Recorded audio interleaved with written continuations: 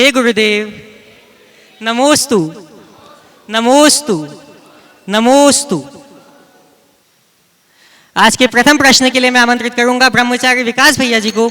महाराज जी के चरणों में कोटि कोटि नमोस्तु निवेदित करते हुए, महाराज जी मेरे मन में बहुत दिनों से ये सवाल था कि महाराज जी कोई श्रावक या कोई माता जी कोई प्रतिमा के ऊपर सूर्य नमस्कार दे तो वो प्रतिमा अपने लिए पूज्य होती है या नहीं होती है?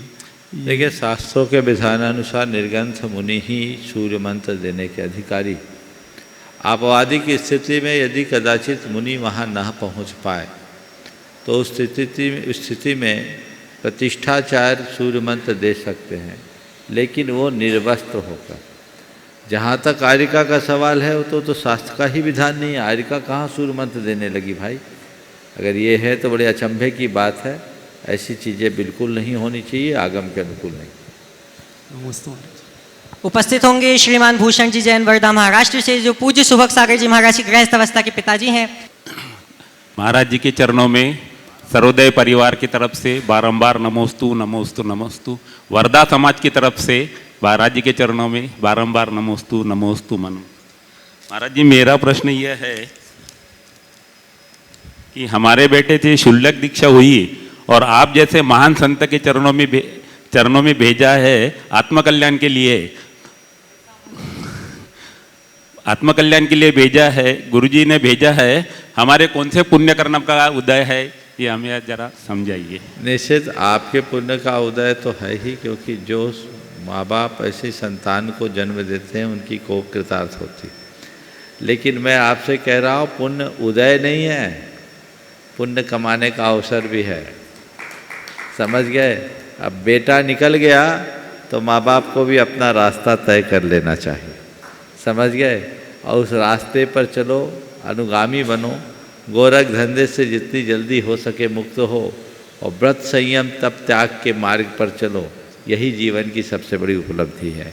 और रहा सवाल मेरे पास भेजने का, तो आचार्य श्री की उन लोगों पर कृपा है और महान आत्माओं की, संतों की कृपा प्रबल पुण्य के निमित्त से मिलती है।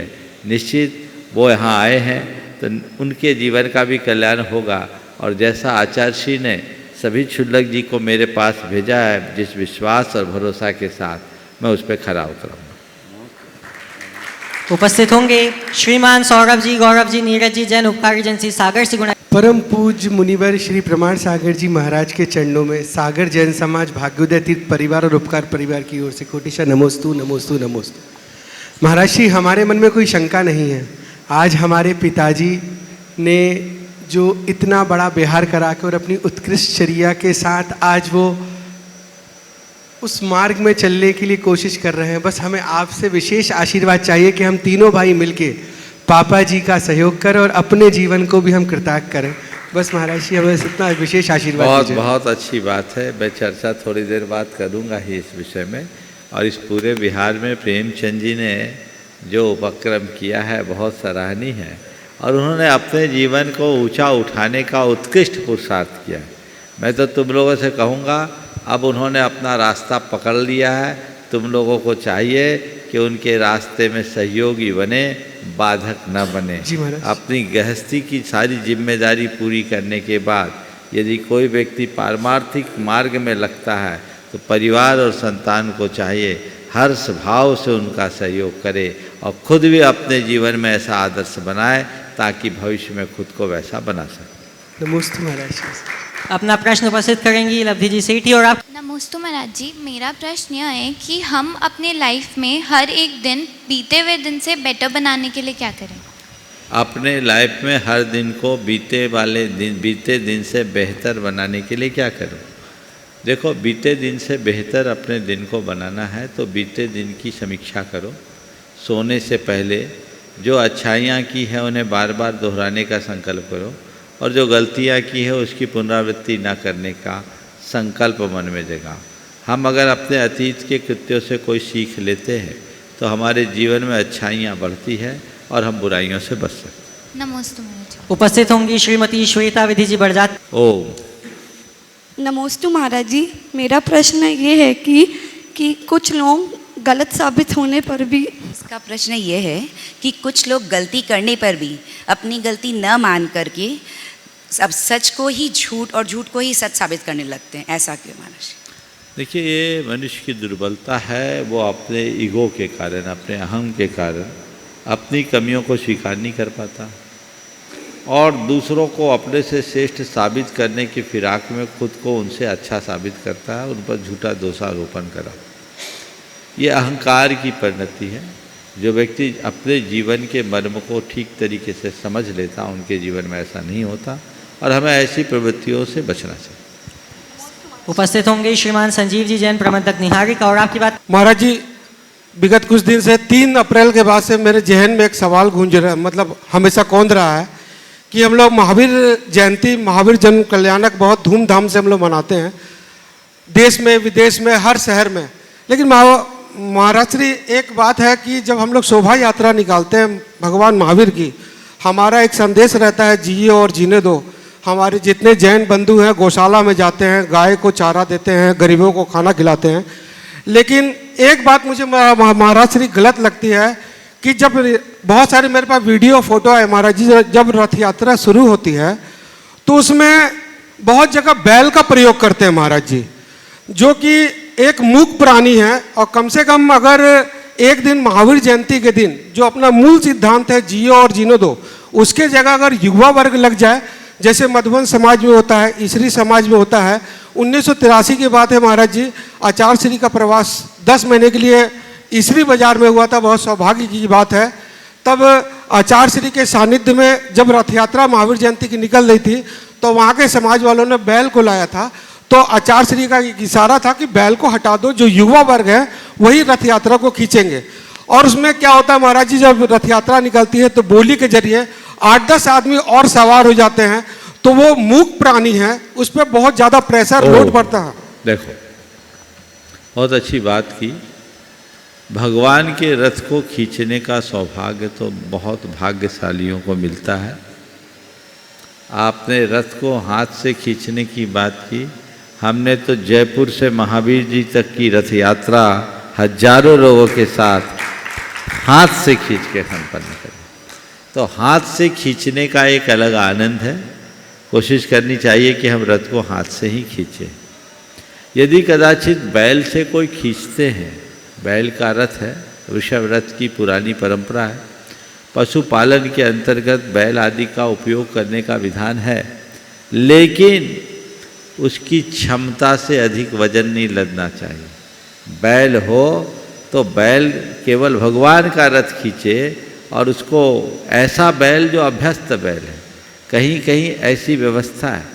हम पपोरा जी में थे, वहाँ 2 बैल थे, हीरा मोती, बड़े सुंदर सफ़ेद, एक सी आकृति के, अच्छी सींगे, देखने में भी बहुत अच्छा था। मैंने वहाँ पूछा ये बैल कहाँ से आए, तो वहाँ के मंत्री ने कहा महाराज जी आज से 8-9 वर्ष पुरानी बात है, एक व्यक्ति दोनों बैलों को लेकर के जा रहा था। मैंने पूछा कहाँ जा रहे हो, बोला बेचने जा रहा हूँ। वो मंडी में कसाईयों के यहाँ बेचने जा रहा था। मुझे लगा कि ये कसाईयों के यहाँ बिकेगा तो कट जाएगा। मेरे मन में भावना आई कि इसको लेकर क्षेत्र में रख दिया जाए, भगवान का रथ खींचने के काम में आएगा। बोले महाराज जी इनके पीछे एक आदमी 24 घंटे लगा रहता है, इनको कोई काम नहीं है, साल में एक बार ये रथ पर चलते हैं और महाराज जी ये झूमते हुए चलते हैं। और मैंने उन बैलों को झूमते हुए देखा। तो उनके हृदय में भी भक्ति हो सकती है, होती है, वो पशु है, इसका मतलब ये नहीं कि उनमें विवेक बुद्धि नहीं है। तो अगर कहीं ऐसा किया जाता है तो वो निंदनीय नहीं है। निंदनीय तब है जब जरूरत से ज़्यादा बोझ लाद दिया जाए। समझ गए ना? बैल आदि का प्रयोग नहीं करोगे तो लोग तो सब फिर बैलों को पालेंगे कैसे, फिर तो कटने चले जाएंगे। तो अगर रथ आदि में प्रयोग करते हैं, शोभा के रूप में करें तो ठीक है, उस पर बोझ नहीं होना चाहिए। पर अपने सौभाग्य को जगाना चाहते हो तो खुद खींचो। लेकिन महावीर जयंती की बात सुना तो वहीं महावीर जयंती में तो रथ निकलता है, खींचो, खुद खींचो।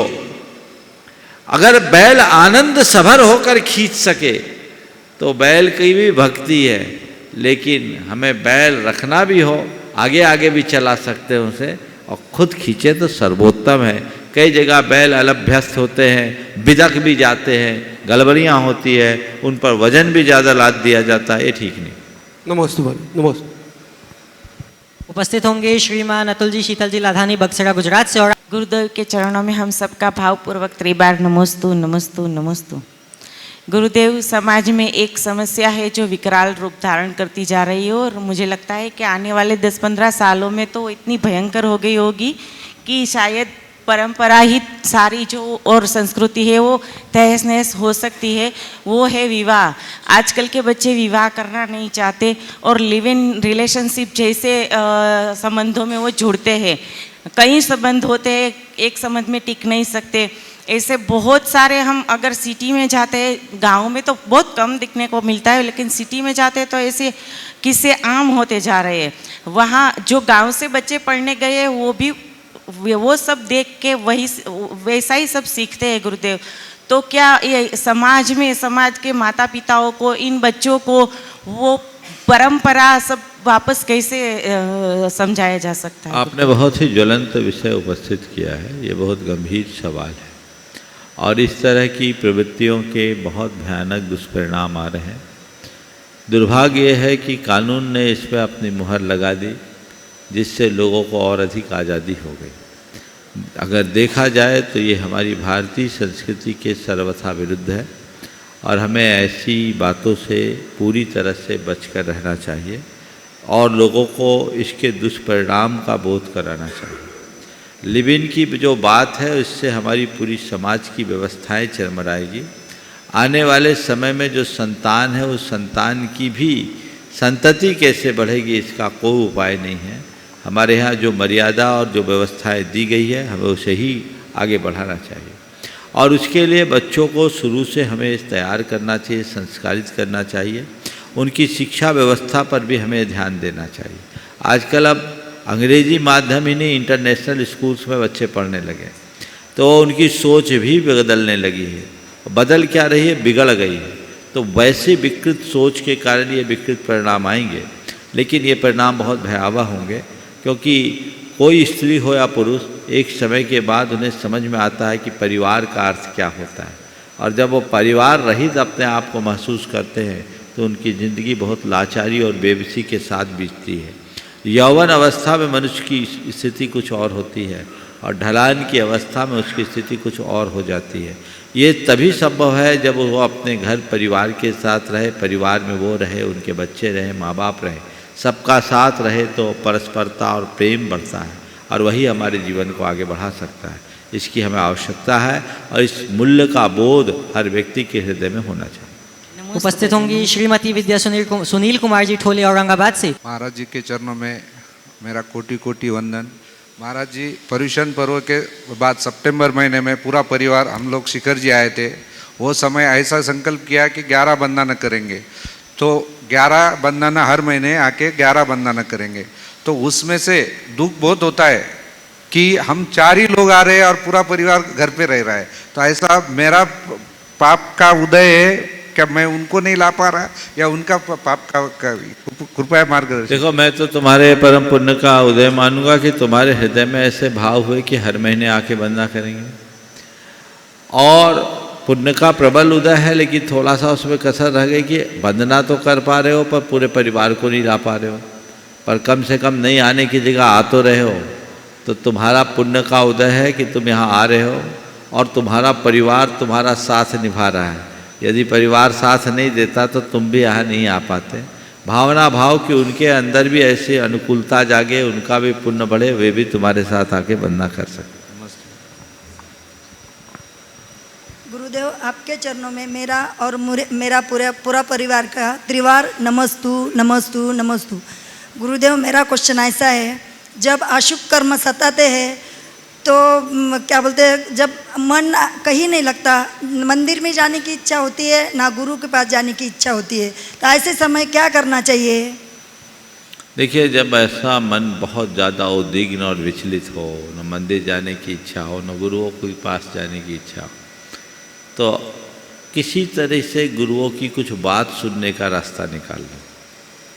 अपने पास बहुत साधन है, कुछ सुन लो, कुछ मोटिवेशन ले लो। और ऐसे हर व्यक्ति को अपने गुरु के कुछ वाक्य रिकॉर्ड करके रखना चाहिए, ऐसे वाक्य जो हर दुविधा में रास्ता दिखा सके, समझ गए?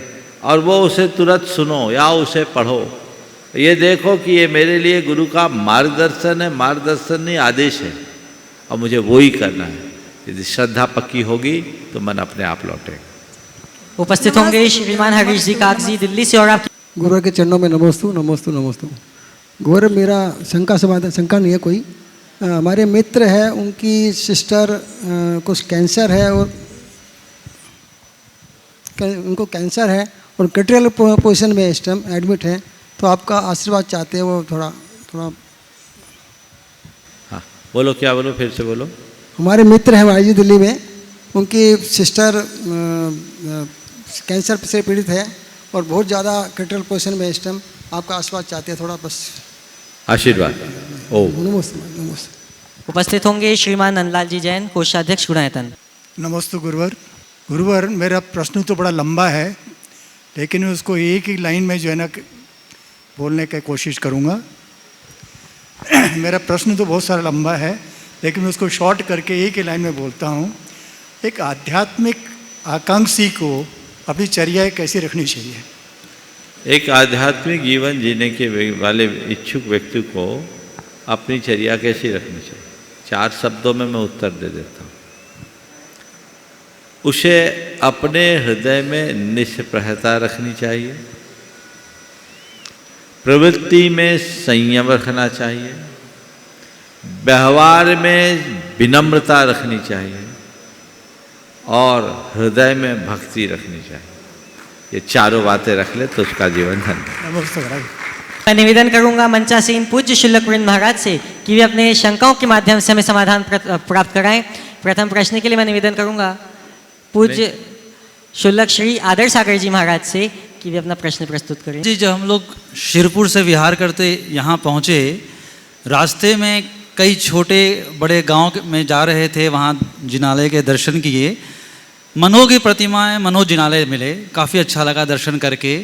पर मन में एक बात जो लगी वो यह थी कि वहाँ पर चौकों की संख्या तो बढ़ते जा रही है, चौके घर में बढ़ते जा रहे हैं, चूल्हा बढ़ते जा रहे हैं, लेकिन समाज की संख्या घटती जा रही है। इसका कारण एक तो ये समझ में आ रहा है कि लोग संतान जो है 1 पे आ गए, बहुत मुश्किल 2। दूसरा ये देखने में आया कई युवा वहाँ उनकी शादी नहीं हो रही है, क्योंकि छोटे घर में रहते हैं, छोटे गांव में, तो बाहर से लोग नहीं आते। तीसरा ये देख रहे थे कि वहाँ पर बच्चियाँ जो हैं जनेतर में जाने लगी हैं। इस प्रकार के देख के महाराज जी ये मन में आया कि 50 साल के बाद क्या स्थिति होगी, इसके लिए आपका मार्गदर्शन चाहते हैं समाज को। देखिए, इससे पहले कि मैं शुल्लक जी के सवाल का उत्तर दूं, आज मैं सभी को ये कहना चाहूँगा कि आज आप मंच को बदले रूप में देख रहे हैं। अभी तक हमारे साथ एक भी शुल्लक जी नहीं थे, आज 5 शुल्लक जी यहाँ पर आए। और पिछले 21 दिसंबर को इन लोगों की शुल्लक दीक्षा सिरपुर में हुई थी, और उसके बाद जनवरी माह से निरंतर 105 दिनों से चलते चलते ये 105 शुल्लक के साथ श्री 105 लिखा जाता है। ये अच्छा संयोग बना है, आज यहाँ आए हैं। गुरुदेव का आशीर्वाद रहा। पहले ये लोग ब्रह्मचारी के रूप में गुरुदेव के आदेशानुसार मेरे पास थे, और जब ये आए थे तो मुझे लगा था कि 1-2 वर्ष इनको लगेंगे, लेकिन इन लोगों का पुण्य प्रबल निकला और बहुत जल्दी इनको ये अवसर प्राप्त हो गया है। बहुत अच्छी बात है, आचार्य महाराज ने कृपा करके इन लोगों पर भी कृपा की और मुझ पर भी कृपा की है कि यहाँ इन सबको भेजा है। मैं तो यही चाहूँगा कि जिस भाव से इन लोगों ने दीक्षा ली है उनकी वो भावना सार्थक हो, साकार हो। आचार्य महाराज ने जिस भाव से मेरे पास इन्हें भेजा है मैं उसे साकार कर सकूं। गुरुदेव का संदेश था, अब ये तुम्हारे पास आए हैं, इनको अच्छे से पालो पोसो, इनके जीवन का विकास करो। मैंने कहा ये बहुत बड़ी जिम्मेदारी मेरे ऊपर है और निश्चित मैं उनके विश्वास पर खरा उतरने का प्रयास करूंगा। अब आज से ये हमारे संघ में पांचों के पांचों क्षुल्लक जी हैं। ये क्षुल्लक आदर सागर जी महाराज हैं, इधर क्षुल्लक समादर सागर जी महाराज हैं, ओ समादर सागर जी महाराज हैं दूसरे नंबर पर, तीसरे नंबर पर चिद्रूप सागर जी महाराज हैं, चौथे नंबर में इधर स्वरूप सागर जी महाराज हैं और पांचवें नंबर पर सुभग सागर जी महाराज हैं। ये पांचों महाराज आज यहाँ आए, इनकी यात्रा सकुशल हुई है। मैं भावना भाता हूँ इनकी मोक्ष मार्ग की यात्रा भी इसी तरह निर्बाध चलते रहे और आने वाले भाव में सभी को मुक्ति का लाभ मिल सके, ये हम सबका ध्येय और लक्ष्य होना चाहिए। आज महाराज जी ने जो सवाल उठाया ये बहुत ही गंभीर है कि आजकल गाँव में विवाह संबंध नहीं हो पा रहा है, परिवार सिमट रहा है। महाराज जी ने बहुत सारे कारण बताए, ये सब कारण बड़े गंभीर हैं। हमें इन कारणों के निवारण का रास्ता चुनना चाहिए। और एक जो आज की पढ़ाई लिखाई होने के बाद मल्टीनेशनल कंपनीज में जो जॉब करने की परंपरा बन पड़ी है, उससे महाराज जी अब गांव क्या शहर भी खाली हो रहे हैं। जयपुर जैसे शहर में मैंने कुछ कॉलोनीज में देखा, खासकर बापू नगर जहाँ NL जैन रहते हैं वहाँ 400 जैन परिवार हैं और 400 में 250 परिवार में केवल सीनियर सिटीजन, उनके बेटे सबके विदेश में। उनको अब लौट के नहीं आना, वो आएंगे तो अपने पिता के जाने के बाद संपत्ति बेचने भले आ जाए। तो ये एक बहुत बड़ी गंभीर चुनौती है। इससे आगे क्या होगा? जब जयपुर एक बड़ा शहर कहलाता है, कोई छोटा नहीं है, तो उस शहर का ये रूप है। भोपाल में भी यही स्थिति, इंदौर में भी ऐसी स्थिति है। घरों में 5-5 हज़ार वर्ग फुट का मकान है और रहने वाले 2 सीनियर सिटीजन रिटायरमेंट के बाद रह रहे। तो बच्चे पढ़ लिख करके सब बाहर जा रहे हैं और 1 या 2 संतान हैं तो वो अब तो एक ही की बात ज़्यादा दिखने को लगती है। तो ये समस्याएं बहुत गंभीर है। और दूसरी, जो अपने व्यवसाय को देख रहे हैं उनको लड़की नहीं मिल रही, इस कारण भी बहुत समस्याएं आ रही है। मैं जब बिहार करके उत्तर प्रदेश में जा रहा था, शिखर जी से जब जयपुर की ओर जा रहा था, तो वहाँ इलाहाबाद और बनारस के बीच में कुछ समाज मिले। उन समाजों में मझमा, चंपाहा, सराय अकील, ऐसे कुछ गांव, वहाँ जायसवाल जैन परिवार रहते हैं। उन परिवारों में एक व्यवस्था, मैंने पूछा तुम लोग बेटी व्यवहार कैसे करते? बोले हम लोग अपनी बेटी उन्हीं को देते हैं जो हमको बेटी देता है। बोले हम लोग आपस में ही संबंध करते हैं। तो वो पूरी समाज सरसब्ज है, उनको किसी तरह की कठिनाई नहीं, दिक्कत नहीं। काश लोग ऐसा कर ले। लेकिन आप ये तो शिकायत करते हैं कि गांव में कोई बेटी नहीं देता, पर गांव की बेटी भी गांव में कहाँ रहना चाहती है? अपनी बेटी हो तो तुम भी बाहर देना चाहोगे। तो इससे अव्यवस्थाएँ होगी और इसके परिणाम बहुत भयानक है। इस पर हमें गंभीरता से विचार करना होगा। इससे हमारा धर्म, इससे हमारी संस्कृति, इससे हमारी परंपरा और समाज सबकी व्यवस्थाएं और धर्मायतनों की व्यवस्थाएं भी छिन्न भिन्न हो जाएगी, जो बहुत गंभीर रूप ले सकती है। साधु संतों के बिहार में भी बहुत सारी बाधाएं आएगी। मुझे लगता है आने वाले 25-50 वर्ष बाद पता नहीं हम सबको कहाँ सिमट करके रहना पड़ेगा, जो बहुत भयानक है और देश के लिए भी अच्छी बात नहीं है। इसका एक ही उपाय हो सकता है, वह है कि समेकित विकास, छोटे और मझोले शहरों का भी अगर सरकार विकास करे और वहाँ कारपोरेट हाउसेस के ऑफिसेस को खुलवाना शुरू करे ताकि लोग वहाँ नौकरी पेशा के लिए जा सके, तो ये पलायन कुछ अंशों में रुक सकता है और इस समस्या का हल हो सकता है। मैं निवेदन करूंगा पूज्य क्षुल्लक श्री समादर सागर जी महाराज से कि वे अपने प्रश्न के माध्यम से समाधान को आलोकित कराएं। इच्छामी महाराज जी। नमस्तु भगवान, आपके चरणों में नमस्तु। हाँ जी, प्रश्न ये है, एक कहावत है, अपना आश्रय एवं दीपक स्वयं बने। आज वर्तमान में आश्रम की जो गुरुजी के माध्यम से व्यवस्था बनी है, चल रहे हैं, तो साधना का सबसे अच्छा जो केंद्र है आत्मकल्याण का, क्योंकि आज के दिन दान तीर्थ की स्थापना हुई थी, तो साधना का सबसे अच्छा जो स्थान है वो घर में रह करके है या आश्रम में रह करके, दोनों में से या उत्कृष्ट है? देखिए, साधना का सबसे अच्छा स्थान तो संघ में रहकर है, समझिए, जहाँ कोई झंझट ही नहीं है, सारी व्यवस्था है। लेकिन अगर संघों में व्यवस्था नहीं है तो घर के जंजाल से मुक्त होकर आश्रम में रह सकते हो।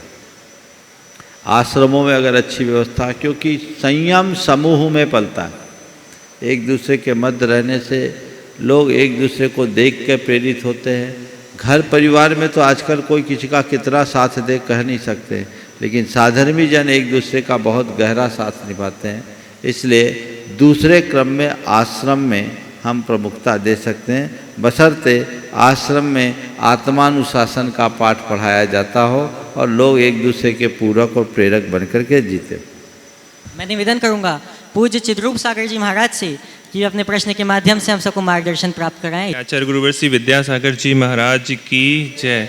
पूज्य मुनिवर श्री प्रमाण सागर जी महाराज की जय। मुनिश्री के चरणों में कोटि कोटि नमन करते हुए, महाराज जी, आज मेरे जीवन का बहुत आनंददायी यह दिन है। आज जब गुरुजी ने दीक्षा प्रदान की, उसके उपरांत करीबन 14-15 दिन के बाद गुरुजी की आज्ञा प्राप्त हुई कि आपके चरणों तक आना है।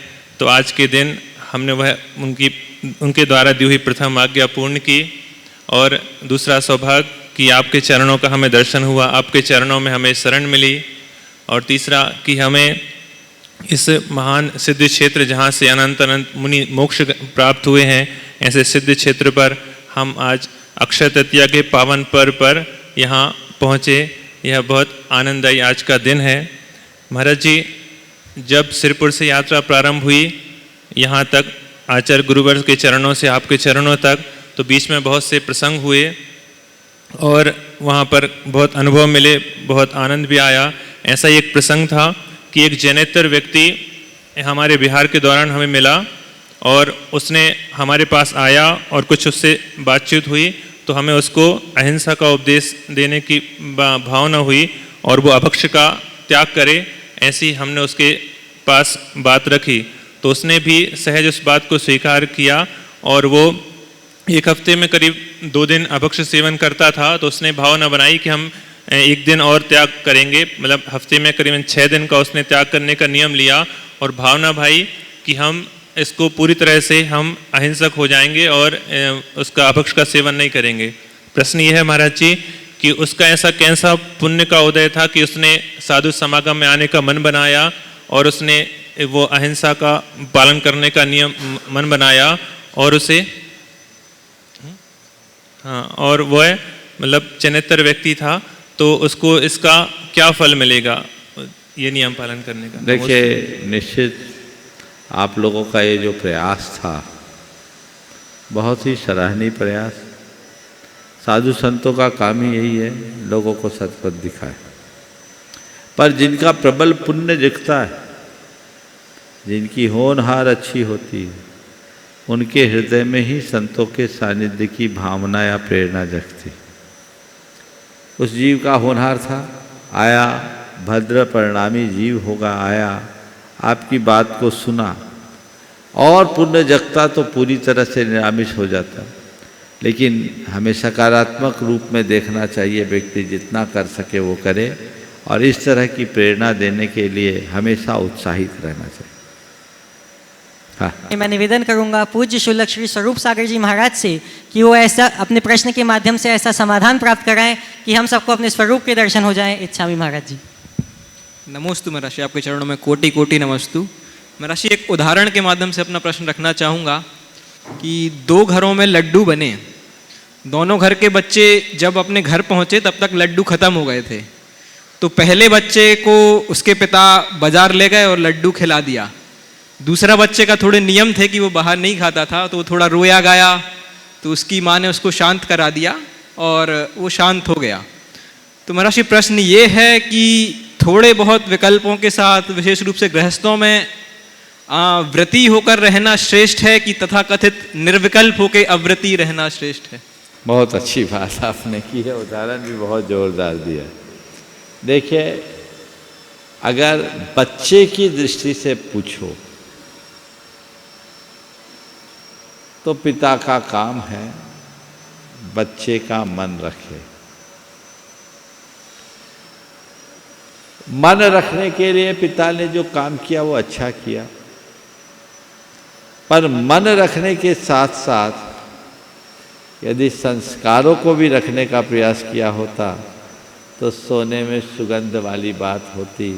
क्या अच्छा होता कि दूसरे बच्चे की माँ ने या पहले की ही माँ ने बच्चे से कह दिया होता, रुक जा, तेरे लिए लड्डू नहीं पर लड्डू से भी अच्छी चीज़ बना करके दे रही हूँ, 10 मिनट में हलवा बना के खिला देते।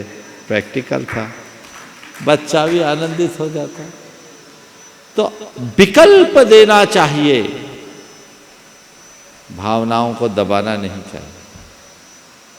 मन को मायूस करके जीने में कोई आनंद नहीं है, मन को मोड़ करके जीने का आनंद। अथवा माँ और आगे होती तो बच्चे को थोड़ा मोटिवेट करते, बेटे लड्डू की तू चिंता कर रहा है, 1 नहीं 4 दे दूं, पर तेरा आज पेट खराब है, लड्डू खाएगा हजम नहीं होगा तो तू खाना खाने लायक नहीं हो पाएगा, आज लड्डू मत खा तू, आज तो तेरे को छाछ पीने का दिन है, ले लस्सी बना करके पिलाती हूं। क्या ये समाधान नहीं हो सकता था? अगर माँ ने ऐसी कुशलता अपनाई होती तो बच्चा मुंह नहीं बनाता। इसी प्रकार व्रती होने का मतलब ये नहीं है कि अपने व्रत की मर्यादा को छोड़कर निर्विकल्प रहो, पर व्रती होकर जीने का मतलब ये भी नहीं है कि मन मसोस कर विकल्पों में जीकर रहो। न मर्यादा तोड़ो न मन मसोसो, केवल मन को मोड़ो। मन को जो मोड़ने में समर्थ है वही तो साधक है। साधना है क्या? अपने मन को सही दिशा देना, मन को मोड़ लेना, यही तो साधना है। तो वैसी साधना अगर घट जाए तो जीवन धन्य हो जाए।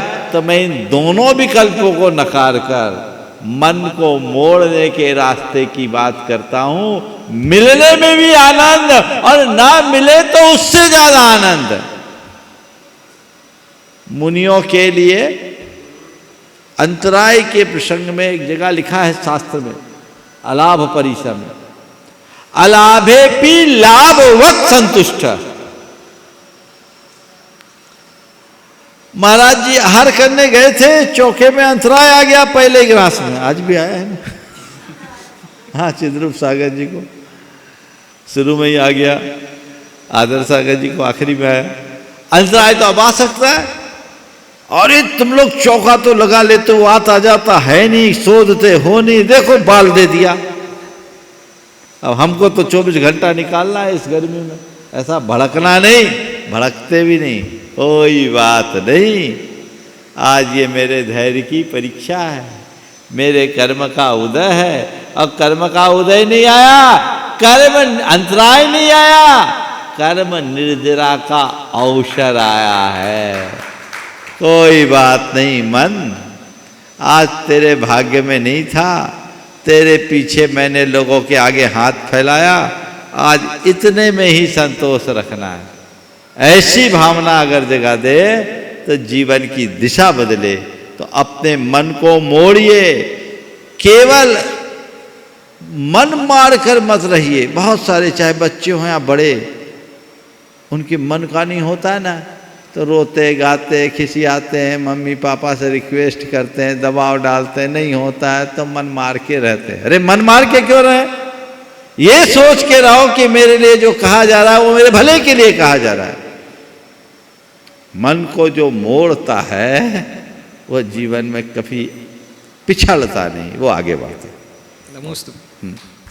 मैं निवेदन करूंगा पूज्य शुल्लक श्री सुभग सागर जी महाराज से कि वे अपने प्रश्न रूपी दीपक के माध्यम से समाधान को प्रकाशित कराएं। इच्छामी महाराज। परम पूज्य मुनिवर श्री के चरणों में बारंबार नमोस्तु नमोस्तु नमोस्तु। महाराज जी, पूर्व अवस्था से ही हमारी भावना थी कि हमारे लिए गुरु जी की आज्ञा जल्दी जल्दी प्राप्त हो जाए, पर हमें इस बात का विश्वास तो था कि आज्ञा प्राप्त हो जाएगी, लेकिन इतने अल्प समय में प्राप्त हो जाएगी इसका विश्वास तो हमारे लिए नहीं था। जब हम गुरुजी के पास पहुँचे तो गुरुजी ने पहली बार बात हो गई, फिर दूसरी बार शाम को जब बात की तो गुरुजी ने कहा कि हमने आप लोगों के लिए ऐसा ऐसा सोचा है और हमारे कैसे कैसे कर्म का उदर है भगवान कि हमें पूर्वावस्था में आपके दर्शन का सौभाग्य प्राप्त ही नहीं हुआ। पर गुरुजी ने कहा कि हाँ, आपको मुनिश्री प्रमाण सागर जी के पास जाना है, बहुत अच्छे महाराज जी आपकी अच्छी से साधना कराएंगे, आपको अच्छी से रखेंगे, आपको उनके चरणों में जाके साधना करने भगवान। तो उस दिन ऐसे आनंद की अनुभूति हुई भगवान की गुरुजी की आज्ञा हमारे लिए प्राप्त हुई और उस दिन से आज तक वो आनंद की अनुभूति बढ़ते जा रही है भगवान। तो हम ये भावना भाते हैं कि कैसे हम गुरुजी की आज्ञा का पूर्ण रूप से पालन करें ताकि ये अवसर हमारे लिए लंबे समय तक बना रहे भगवान। नमस्ते। बहुत बहुत निश्चित, मैंने पहले भी कहा था कि इन लोगों का पुण्य का उदय था और सुभग सागर जी का तो सौभाग्य जागा। इनके मामा भी ब्रह्मचारी हैं, ब्रह्मचारी सोनू है ना, मामा ही है ना। समता सागर जी के पास बहुत वर्षों से रहे, मामा पिछड़ गया और भगना आ गया भांजा को मौका मिल गया। ये निश्चित तुम्हारी होनहार अच्छी थी और गुरुदेव ने मेरे पास भेजा। मैं भी नहीं जानता था इनमें से, तो बस अगर जानने की बात करो तो इन्हीं दो को जानता था, बाकी मैं जानता ही नहीं था। लेकिन गुरुजी का ये अपना चुनाव है, उन्होंने जिस भाव से यहाँ भेजा है, आप लोग बिल्कुल चिंता मत करिए, हमारी तरफ से कोई कमी नहीं होगी। हमने तो आज से ही इन लोगों का स्वाध्याय भी शुरू करा दिया है और ये व्यवस्था बन गई है। आज से हमने जैन तत्व विद्या की क्लास दोपहर में 3:30 बजे से प्रारंभ की है, जो और लोग भी लाभ ले सकते हैं। क्योंकि बेसिक से ही आगे व्यवस्था करनी है तो क्लासेस चलेगी। हमें अपना लक्ष्य पूरा करना है। गुरु आज्ञा हमारे जीवन का मूल मंत्र होना चाहिए, उसे कभी भूलना नहीं है। और हमने किस लिए दीक्षा ली, ये हमारे मनोमस्तिष्क में हमेशा रहना चाहिए। हमने किस लिए घर छोड़ा, ये बात हमारे सामने होना चाहिए। यदि ये भाव हमारे हृदय में हमेशा उमड़ते रहेगी तो हम कभी भी अपने पथ से च्युत नहीं हो सकेंगे। निमित्त बहुत आते हैं, कदम कदम पर फिसलने की संभावना होती है, लेकिन हमें अपने आप को वहीं संभालना है। अपने प्रयोजन से प्रयोजन रखने वाला कभी विफल नहीं होता और प्रयोजन को भूल जाने वाला कभी सफल नहीं होता। इसलिए हमें प्रयोजन से प्रयोजन रखने की कला सीखनी है। प्रश्न के लिए मैं आमंत्रित करूंगा श्रीमान सुभाष जी जैन, सीईओ गुणायतन। परम श्रद्धेय गुरुदेव के चरणों में शत नमन। गुरुदेव, आज एक दुखद प्रसंग के साथ साथ मुझे यहाँ उपस्थित होना पड़ा। हमारे जयपुर से ट्रस्टी श्री इंद्र कुमार जी, उनके पिता श्री फतेहलाल जी जैन, जो बहुत सरल स्वभावी और बहुत धार्मिक व्यक्ति थे गुरुदेव, और जिन्होंने एक ऐसे परिवार में संस्कार दिए। आज भी जयपुर जैसे बड़े नगर में वो लोग संयुक्त परिवार के रूप में रहते हैं, सब भाई। ऐसा अच्छा परिवार है, सारा परिवार बहुत धार्मिक है गुरुदेव। कल उनका देवलोक गमन हुआ, परसों उनका देवलोक गमन हुआ गुरुदेव। तो उनके लिए आशीर्वचन गुरुदेव चाहिए। देखिए, आपने जिन इंद्र कुमार जी और उनके पिताश्री की चर्चा की, निश्चित मेरे पास अक्सर आते जाते रहे और जयपुर प्रवास में मैंने उन्हें बहुत निकटता से देखा। बहुत ही सरल और धार्मिक व्यक्तित्व के धनी थे। उनके बेटे इंद्र कुमार जी और अन्य भाइयों में भी ऐसे ही धार्मिक संस्कार थे। अवस्था उनकी काफ़ी परिपक्व हो चुकी थी, आने जाने को तो कोई देख नहीं सकता। लेकिन मैं ऐसी घड़ी में पूरे परिवार को आशीर्वाद देता हूँ कि इस वियोग को तो स्वीकार करना पड़ेगा। नियति की परिणति को कोई रोक नहीं सकता, कोई टाल नहीं सकता। जो होना था सो हो गया, वे चले गए, उस पर हमारा कोई नियंत्रण नहीं। पर हर अच्छे व्यक्ति का जो आदर्श है हमें याद रखना चाहिए। मैं पूरे परिवार को कहूँगा, उनके आदर्शों को आत्मसात करते हुए धर्म के पथ पर चलते रहे और अपने जीवन की उत्तरोत्तर उन्नति करे। हमें एक बात इन सब चीज़ों से सीखनी चाहिए कि जीवन में सब कुछ बेकार है, एक धर्म ही सार है जिससे हमारे जीवन का उद्धार हो सकता है। उस धर्म भाव को साथ लेकर चलने का मनोभाव सब जगाए। और पुनः मैं इंद्र कुमार जी के पूरे परिवार को आशीर्वाद देता हूँ। नमोस्तु गुरुदेव। उपस्थित होंगी प्रतिश्राविका श्रीमती चंद्रकला जी पाटनी। मेरी तरफ से जगत के सब जीवों की तरफ से मुनिराज के चरणों में नमोस्तु और सब क्षुल्लक जी महाराज के चरणों में इच्छामि। महाराज श्री, जब हम मंदिर जाते हैं तो हमारे अंदर विशुद्धि तो बढ़ती है, लेकिन जब वहाँ पर भीड़ भाड़ हो जाती है तो विशुद्धि घटने लगती है, खंडित होने लगती है। तो उस वक्त हम अपनी विशुद्धि को बरकरार रखने के लिए क्या करें? भगवान को देखना चाहिए, भीड़ भाड़ को नहीं देखना चाहिए। और भीड़ भाड़ को नहीं देखे उसके लिए क्या करो, आंखें बंद कर लो। लोग बोलते हैं मंदिर में आंख बंद करके क्यों दर्शन करें, तो मैं इसीलिए कहता हूँ आंख खोलोगे तो कुछ और डोलेगा। तो आंखों में भगवान को भर लो और आंखें बंद कर लो। और महावीर स्वामी नयन पथगामी भवत में भीड़ मंदिर में ना आए, हमारे हाथ में नहीं, बल्कि मैं तो चाहता हूँ सारी जनता को उठकर भगवान के चरणों में ही रहना चाहिए, क्योंकि मंदिर में जितनी भीड़ होगी समाज में उतनी शांति और सद्भाव होगा। ये होना चाहिए, ये अच्छी बात है। लेकिन मंदिर की भीड़ हमारे मन की भीड़ न बने, हम उनसे अप्रभावित रहे। हम इधर उधर देखें क्यों, भगवान को देखें। दो काम कर लो, भगवान के दर्शन करो, आंखें बंद कर लो, और जब तक मेरी पूजा ना हो, पूजा पूर्ण ना हो, तब तक के लिए मौन ले लो। सब झंझट से बच जाओगे। लोग भाव लेकर मंदिर जाते हैं पूजा करने की, फिर इधर उधर की बातें शुरू हो जाती है, दाल कढ़ी चलना शुरू हो जाती है। तो ये जो चीज़ें होती है सब धरा रह जाता है।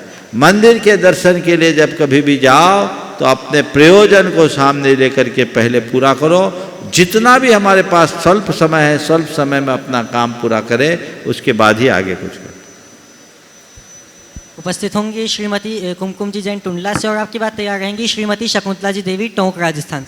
महाराज जी नमोस्तु नमोस्तु नमोस्तु। महाराज जी मेरा प्रश्न यह है, अठाइयों में जो 8 दिन की जाप, 8 दिन की जाप लगती है, उसका मतलब क्या है? अठाइयों में 8 दिन की अष्टानी का व्रत के अलग अलग जाप है। तो जब हम कोई व्रत करते हैं तो व्रत के लिए जो जाप बताए गए उन जापों को करना चाहिए। वो व्रत का एक हिस्सा ऐसा समझ करके चलना चाहिए। इस प्रकार आज के सत्र को परम पूज्य गुरुदेव के चरणों में नमन अर्पित करते हुए यहीं पर विराम। बोलिए परम पूज्य आचार्य गुरुवर श्री विद्यासागर जी महाराज।